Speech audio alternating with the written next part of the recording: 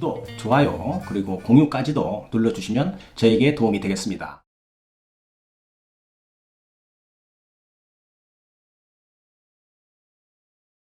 안녕하십니까. 언제나 새로운 소식, 유익한 정보, 그리고 확실한 결론까지로 교통사고 피해자에게 도움을 드리는 유국장TV입니다. 오늘은 교통사고 피해자들에게 교통사고 합의금은 고무줄 같은 성질이 있다 라는 주제로 영상을 진행하려고 합니다. 김 PD님, 전에 김 PD님도 전에 교통사고 난 적 있었죠? 예, 좀 오래된 것 같은데. 오래됐죠? 7년 전에 한 번 있는 것 같습니다. 예. 일반적으로 운전을 하는 성인이라면 우연치 않은 경우에 교통사고가 발생하는 경우가 있게 되는 겁니다. 이때는 많이 당황을 하게 되고요.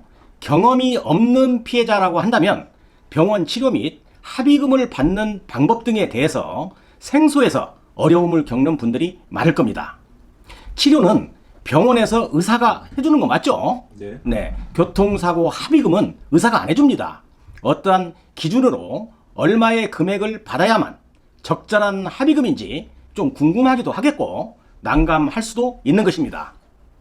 네. 교통사고 합의금이라는 것이 첫 번째로 말이죠. 어디 마트에서 물건을 사는 식으로 금액이 정해져 있지 않기 때문에 어떤 기준으로 합의금을 받아야 할까 하고 걱정이 되기도 합니다. 두 번째는 이 합의를 하고 나서 다시 몸이 아파가지고 말이죠. 후유증으로 고생이나 하지 않을까 하고 한 번쯤은 다 이런 생각을 누구나 할 것입니다. 이제 세 번째인데요.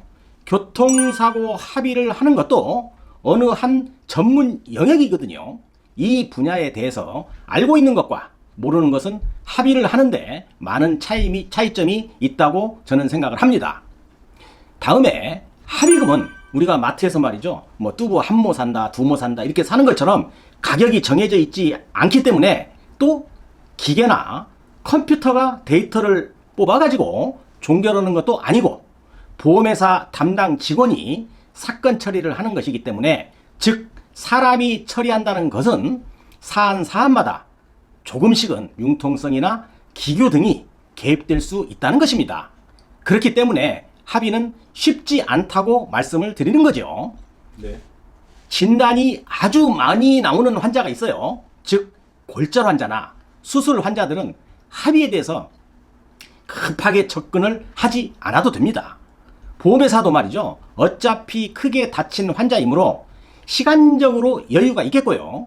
피해자는 길게 이어지는 치료기간 동안에 충분한 상식이나 전문가의 동영상 등을 보면서 차분히 준비를 할 필요가 있는 것입니다.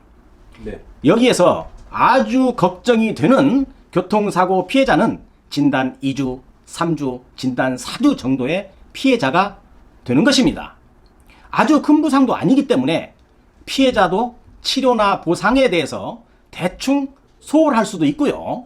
교통사고 피해라는 전문 분야에 대해서 깊이 있게 공부할 시간도 부족하고 보험회사는 집중적으로 이런 환자들을 하이에나가 말이죠. 사냥을 하듯이 적당하게 설득을 해서 빠른 합의를 시도하는데요. 즉 이것이 조기 합의인 것입니다. 조기 합의 한번 들어보셨죠? 전에도. 네네. 예. 이렇게 끝내려고 하고 이러다 보니 똑같은 진단 2주, 3주, 4주 피해자라고 해도 어떤 사람은 100만 원에 합의를 하고 말이죠. 또 어떤 사람은 한 200만 원, 어떤 사람은 또 한 500만 원 이런 식으로 합의를 하는 것입니다. 이것이 무엇을 말하는 걸까요? 준비한 사람만이 내가 입은 피해에 대해서 나의 소중한 권리를 찾을 수 있다는 증표가 아닌가요? 그렇죠? 네. 그렇지 않다면 진단이 같고 치료 기간 등이 같은 사람은 전부 똑같은 합의금을 받아야 하는 것입니다. 그러나 똑같이 합의금을 받는 경우는 거의 없습니다. 전부 다 다릅니다. 그래서 공부를 하라는 겁니다. 이렇게 교통사고가 나서 보험회사가 조기합의죠. 즉 빨린 처리입니다. 빠른 처리. 사고 후 얼마 되지 않아서 합의하고 끝내는 사건 처리. 이게 대략 한 8, 90% 정도 되거든요. 네. 보험회사는 회사의 영리를 위해서 물불 안 가리고 조기 합의하려고 합니다. 여기에서 보험회사가 이야기하면 말 잘 듣는 아주 착한 교통사고 피해자가 되고 싶나요? 그렇지 않을 겁니다. 아니면 공부하고 보험회사를 좀 따져서 내 소중한 피해를 배상받고 싶은가요? 착한 교통사고 피해자가 되려면 그러면 보험회사가 하자는 대로 하면 됩니다. 간단합니다. 김 PD님. 네. 합의 후에 후회하지 않겠다는 조건으로 말입니다. 후회 안 하면 됩니다.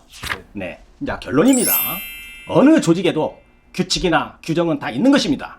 다만 누가 더 잘 준비해서 피해자마다 다른 합의금이죠. 꼭 고무줄같이 늘고 줄고 하는 교통사고 합의금을 적절히 받고 합의를 하느냐 하는 것은 온전히 교통사고 피해자가 얼마나 잘 공부하고 준비해서 협상을 하느냐에 따라 달라진다는 것입니다.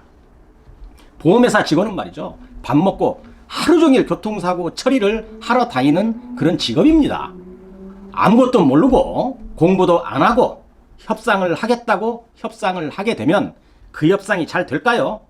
그렇지 않습니다. 네. 교통사고가 나게 되면 보험회사 직원을 만나기 전에 많은 시간을 공부해야 합니다. 전혀 모르고 보험회사와 만나거나 많은 이야기를 보험회사하고 섞으면 그때부터는 보험회사에게 당하게 되는 겁니다. 예전에 말이죠. 중고등학교 때 그 평상시에 공부를 안 했는데 뭐 중간고사나 기말고사 이런 거 시험 보던 시절이 있었죠. 네. 평상시에 공부 안 한 사람은 어떻게 준비하죠? 뭐 벼락치기 공부 아닙니까? 네네. 시험 보기 전날 밤에 시쳇말로 완전히 날밤 까는 겁니다. 그렇게 해서라도 성적을 잘 받기 위해서 공부하는 사람도 있죠. 이 정도라도 준비해야 하는 것입니다. 교통사고 경험이 있는 분들은 어느 정도 잘 처리하겠지만 그렇지 않고 경험이 부족한 분들은요. 요즘 그 인터넷이나 유튜브 동영상 등에서 전문가가 잘 설명해 놓은 합의에 대한 것을 몇 번이고 다양한 채널을 보면서 공부하라는 것입니다. 그렇게 시간을 투자해서 공부하고 이해력을 높이게 되면 이것이야말로 준비된 교통사고 피해자가 되는 것입니다. 네. 이렇게 준비한 사람은 보험회사 직원도 무시를 못합니다. 보험회사와 합의를 볼 때 어떻게 하겠어요? 고무줄을 최대한 당겨서 합의를 해야 하지 않겠어요?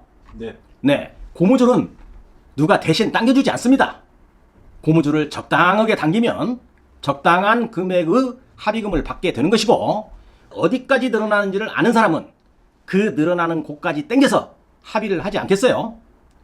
어떤 사람이 합의금을 많이 받을 수 있는지는 다시 이야기하지 않아도 아시겠죠? 김 PD님? 네. 네. 교통사고 피해자가 이 정도의 벼락치기 공부라도 해서 내가 입은 손해에 대해서 충분한 권리를 찾으시기 바라겠습니다. 어때요?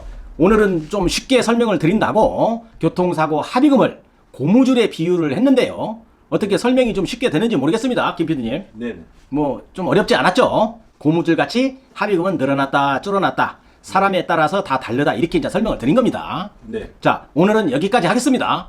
오늘도 유국장 TV를 끝까지 시청해 주셔서 감사합니다. 다음 시간에도 더 좋은 콘텐츠로 여러분을 찾아뵙도록 하겠습니다. 감사합니다.